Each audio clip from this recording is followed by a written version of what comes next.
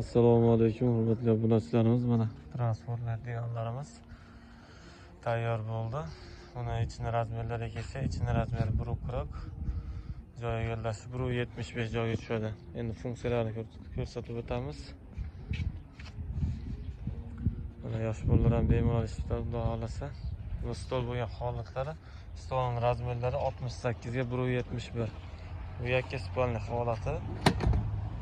Spinkalarni yotoqroq holatda turishi и sal tikkaroq holatda turishi. O'tirib yosh bolalar bemalol foydalansa bo'ladi. Choy ichishlarga ham, dars qilishlarga ham qulay inshaalloh. Ishlashlari juda yengil. Yog'ochlar 100% sasdan bo'ladi, mexanizmlar rossiyskiy mexanizmda bo'ladi.